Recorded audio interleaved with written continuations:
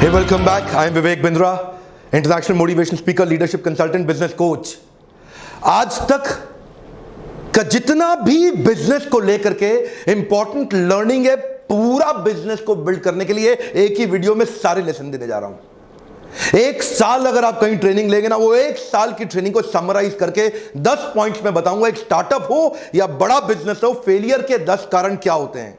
अगर ये 10 चीजें जो मैं बताने वाला हूं आपको, ये अगर ठीक हो गई, आपके बिजनेस में सेफ हो जाएगा, बिजनेस की हेल्थ ठीक हो जाएगी। IBM institute for business value and Oxford economics के हिसाब से 90% इंडियन स्टार्टअप पहले 5 साल में ही खत्म हो जाते हैं। One of the biggest reason is the lack of exact needed innovation.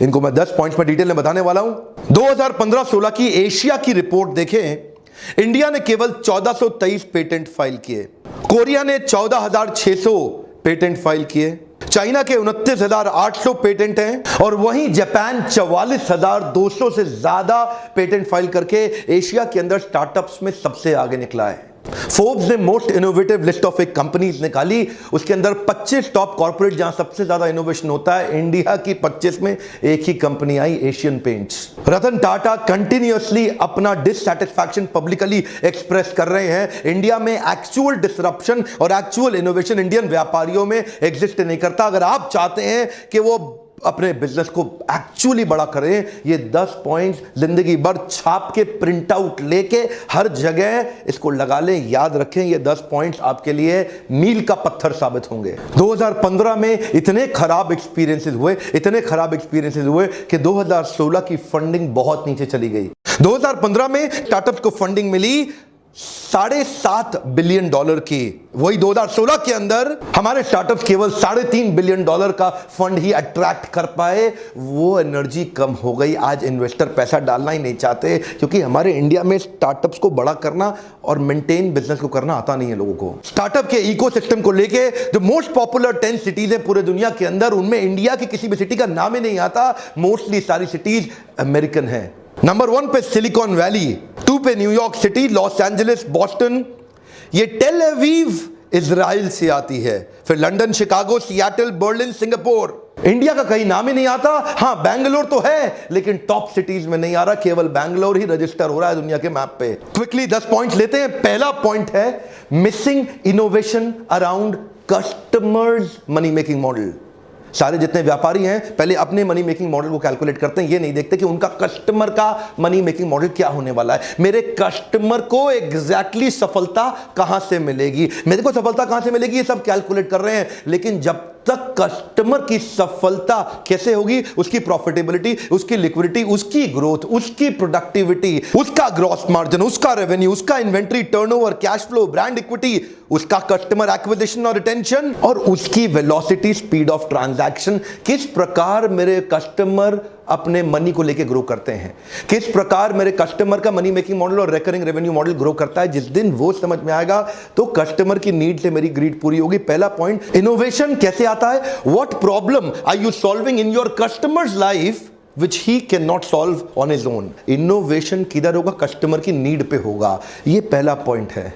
और अगर हम थोड़ा बहुत नीड समझ भी लेते हैं ना कस्टमर की, इंडियन स्टार्टअप्स तो ऐसे हैं जो कॉपी मारने में बड़े तेज हैं। उबर आया, उसके अगेंस्ट ओला खड़ा कर दिया। एयरबीएनबी आया, उसके अगेंस्ट ओयो खड़ा कर दिया। अमेजॉन आया, उसके अगेंस्ट फ्लिपकार्ट खड़ा कर दिया। स्पॉटिफाई आया, उसके अगेंस्ट गाना खड़ा कर दिया। अगर कस्टमर की नीड को समझने की कोशिश भी कर रहे हैं तो वो भी सीधा सीधा अमेरिकन स्टार्टअप्स को एकदम कॉपी मारने की इंडिया में कोशिश कर रहे हैं। अपना बड़ा इनोवेशन अभी तक इंडियन स्टार्टअप ऐसा कोई भी नहीं जो पूरी दुनिया में छा चुका हो।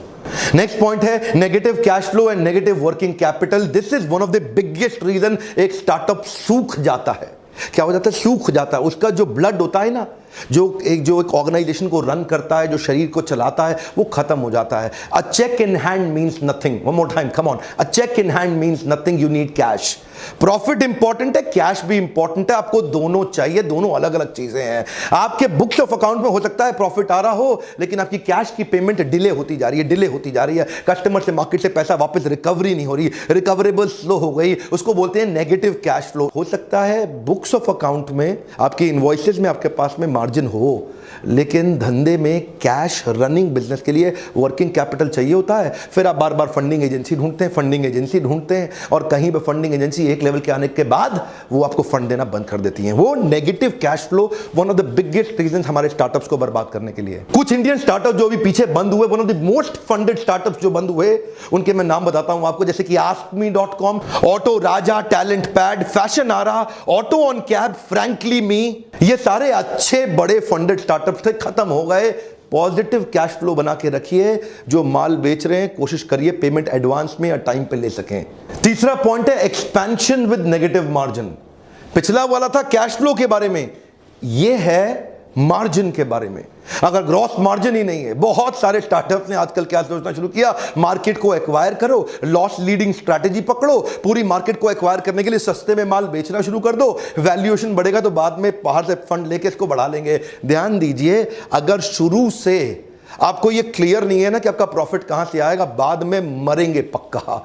मैं कितने लोगों को दुखी देखता हूं, मेरे लीडरशिप फनल में आते हैं, फिर उनको समझाते हैं, उनका दिमाग के ढक्कन खुल जाते हैं इस लीडरशिप फनल प्रोग्राम में। ये दिक्कत क्या है, ये धंधा करते हैं सस्ता बेचने के चक्कर में शुरू से ही मार्जिन के साथ कॉम्प्रोमाइज कर जाते हैं। ध्यान दीजिए, पहले से ही प्लान बना के रखिए कि कब और कैसे अपने मार्जिन को कवर करेंगे। सस्ता बेचने के चक्कर में मार्केट को एक्वायर करने में डीप पॉकेट्स के लिए अगर प्रिपरेशन नहीं है, पहले प्रिपेयर नहीं किया, जिंदगी भर रिपेयर करते रहोगे, बाद में बड़ा सा लिखा होगा शट डाउन। और हमारे आते हैं लीडरशिप फनल में, बेचारे रोते हैं मेरे साथ पर्सनली बैठ के, यही गलतियां कर रहे हैं, या नेगेटिव कैश फ्लो या नेगेटिव मार्जिन। ये दोनों बहुत जरूरी है, दोनों अलग अलग पॉइंट है, दोनों को समझिए। अगला मेरा पॉइंट है lack of talented man power. इसके ऊपर मैंने पूरा वीडियो दिया था, how to build high performance team. अगर आपके पास नवरत्न तैयार नहीं है ना, अकबर की टीम विदेश से इंडिया आई थी, नवरत्नों की मदद से पूरे देश को कंट्रोल कर लिया। क्या आपके पास आपके talented, high potential, high performance, high skill,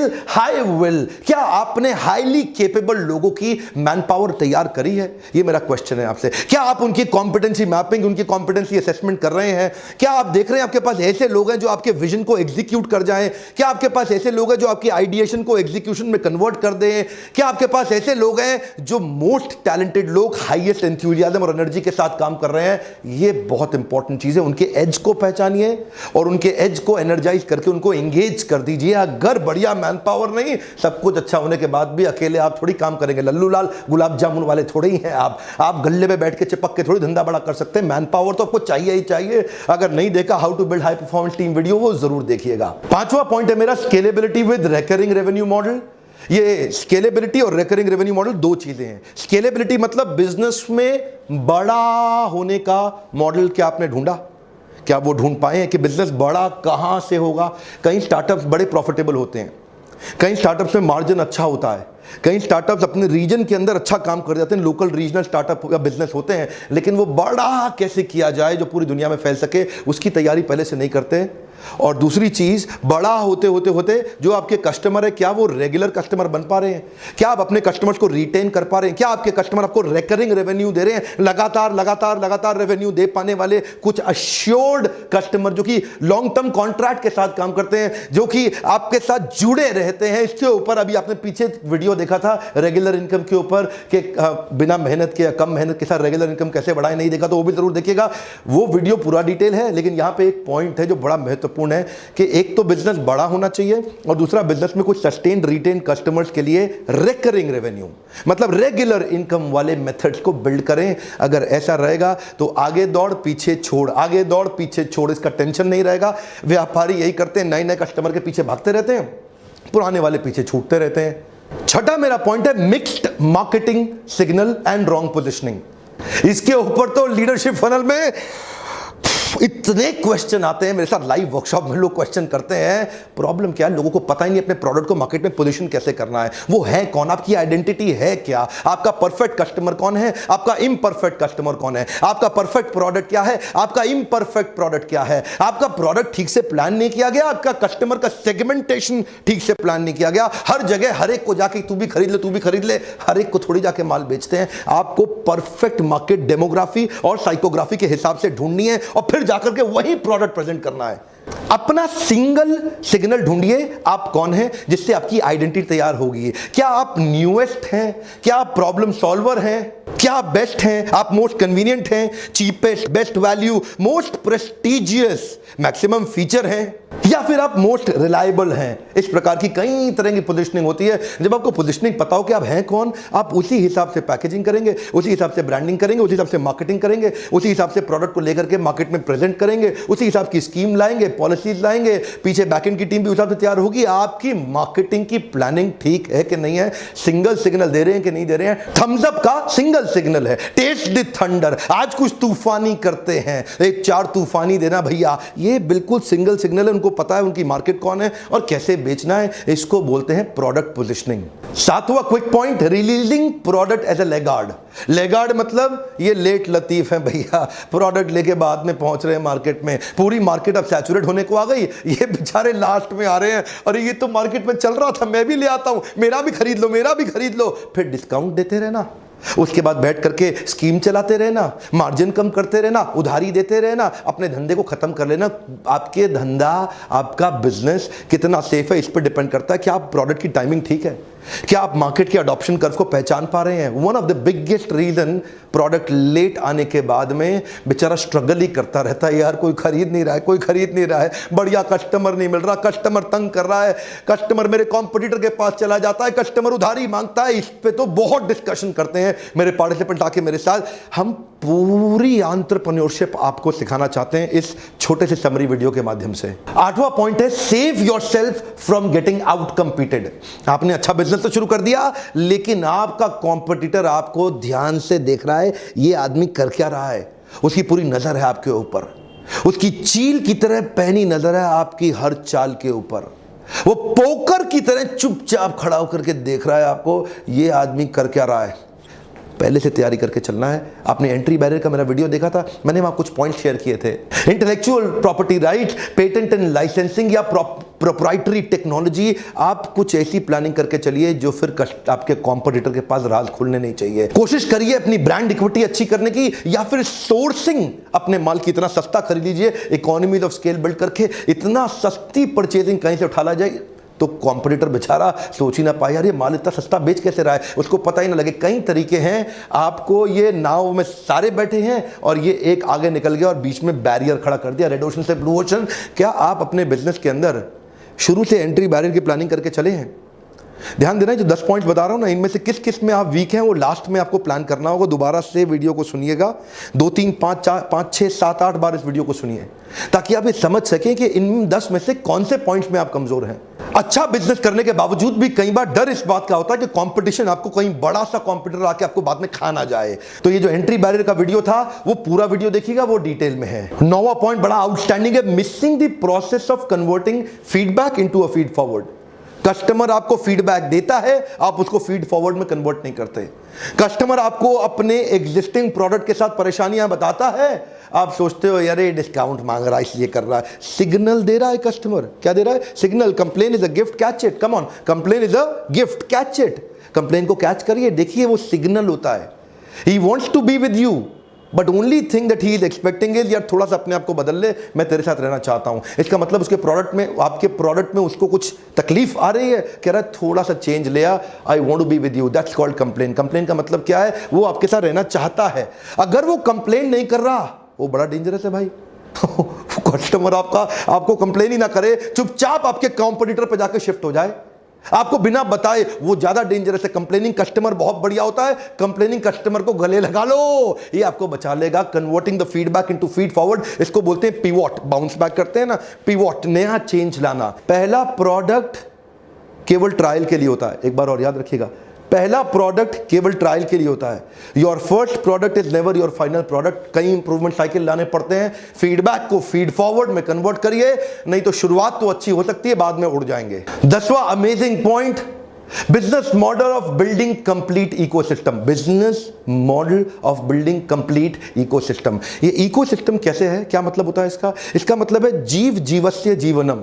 एक जीव अपने जीवन के लिए दूसरे जीव पर निर्भर होता है, एक जीव दूसरे जीव पर निर्भर है अपने जीवन के लिए, इसको बोलते हैं जीव जीवस्य जीवनम। ये एक वेब बन जाता है बिजनेस में। आइसोलेशन में, अकेले में ना करें काम, पूरी सोसाइटी कम्युनिटी के साथ मिलके इकोसिस्टम तैयार करें। जैसे कि फेसबुक एक इकोसिस्टम है बहुत बड़ा, अगर फेसबुक चला गया ना दुनिया से, अचानक पूरी दुनिया में तहलका हो जाएगा। जैसे कि YouTube एक बड़ा इकोसिस्टम है, इसमें कितने हजारों लाखों करोड़ों लोग इन्वॉल्व हो चुके हैं YouTube के अंदर। YouTube को बनाने और कंज्यूम करने दोनों में बहुत बड़ा इन्वॉल्वमेंट है। पेटीएम हमारे देश में आने वाला एक और बहुत बड़ा इकोसिस्टम होगा। Amazon एक बहुत बड़ा इकोसिस्टम है। गूगल का एंड्रॉइड कमाल का इकोसिस्टम है। गूगल ने एक प्लेटफॉर्म क्रिएट किया जहां पे एप्लीकेशन बनाने वाले लोग आके फ्री में एंड्रॉइड का एप्लीकेशन अपना डालते रहते हैं। बेचारे मोबाइल हैंडसेट मेकर्स के लिए मजबूरी हो गई, क्योंकि अब एंड्रॉइड का इतना बड़ा प्रेजेंस है मार्केट में, तो वो एंड्रॉइड कंपैटिबल मोबाइल ही बनाते हैं। अब वो एंड्रॉइड कंपैटिबल मोबाइल बनाते हैं तो एंड्रॉइड पे और ज्यादा एप्लीकेशन आती हैं। अब ये सबका फायदा किसको हो रहा है? गूगल को, क्योंकि उसने अकेले में काम नहीं किया, उसने दुनिया को अपने साथ जोड़ लिया। क्या आप अपने बिजनेस को अकेले में तो नहीं कर रहे? अपॉर्चुनिस्टिक मार्केट के अंदर सामने वाले को पेल दो, अकेले में मिल गया ये कस्टमर, पेल दो। कई बार ऐसा करते हैं ना लोग। ऐसा कुछ क्रिएट करिए कि दुनिया का फायदा आपकी एग्जिस्टेंस से हो रहा हो, जिस दिन आप चले गए पूरी दुनिया रुक जाए। और कम से कम दुनिया नहीं, छोटे शहर से प्लान करिए। ये सब हम लोग पूरा दिन 2-2, 3-3, 4-4 दिन बैठ के लीडरशिप फनल में इन सब पॉइंट्स को डिस्कस करते हैं डिटेल के अंदर। लेकिन मैंने आपको 10 पॉइंट ऐसे, ये बड़ा पावरफुल वीडियो, इसको दोबारा घुमा के देखिएगा। YouTube वीडियो ज़्यादा बड़ा कितना बड़ा कर सकते हैं हम, लिमिटेड ही रखना पड़ता है। लेकिन लीडरशिप फनल में आके आप मुझसे डायरेक्ट क्वेश्चन करते हैं। आपके पास एक सुविधा होती है मुझसे अपने बिजनेस के बारे में, वर्कशॉप के बीच में ओपन क्वेश्चन के बहुत राउंड होते हैं, जहां मैं हर एक के क्वेश्चंस का जिम्मेदारी के साथ उत्तर देता हूं। आपने प्रश्न किया, मैंने उत्तर दिया, आपने प्रश्न। इस तरह से हम बहुत से व्यापारियों को सफल बना रहे हैं, जिसके लिए आप इस नंबर पे फोन करके थोड़ा पता लगाइए कि अगला प्रोग्राम कब है। हो सकता है आपके आसपास हो और कौन से शहर में हो रहा है। आज कमेंट में मुझे बताइए अगला बिजनेस से संबंधित कौन सा वीडियो देखना चाहते हैं आप। मैं आपसे पूछना चाहता हूं, अगला बिजनेस से संबंधित कौन सा वीडियो देखना चाहते हैं। अगर क्या आपको मेरे इन वीडियो से मदद हो रही है, लाइक जरूर करिए। और बड़े बड़े ग्रुप्स हैं आप लोगों के व्हाट्सएप में, वहां पे कई लोगों को शेयर करिए। मुझे बहुत लोग रोज जिस एयरपोर्ट पे जा रहा हूं, जिस शहर में जा रहा हूं, लोग मुझे रोज मिल रहे हैं। हजारों लोग मुझे हर रोज, मैं कई नए लोगों से, आपका वीडियो से मुझे ये फायदा हुआ, आपके वीडियो से मुझे वो फायदा हुआ, आपके वीडियो से ऐसा फायदा हुआ। लोगों के फायदे के लिए वीडियो उनको शेयर करिए। ये वहां सब लोगों तक पहुंचेगा ना, तो हमारा नाम भी तो ग्लोबल प्रेजेंस में आना चाहिए। क्यों हमारे शहरों का नाम नहीं आ रहा है global best startup cities in the world के अंदर? क्यों हमारे देश की बड़े कॉर्पोरेट पूरे दुनिया में नहीं छा रहे हैं? वीडियोस को शेयर करिए। कई बार लोगों के दिमाग के ढक्कन खुल जाते हैं। सब्सक्राइब आपने जरूर कर लिया होगा, दोस्तों को भी कराइए, उनसे भी बेल आइकॉन हिट कराइए। ऐसे वीडियोस देखने के लिए आपका बहुत बहुत धन्यवाद।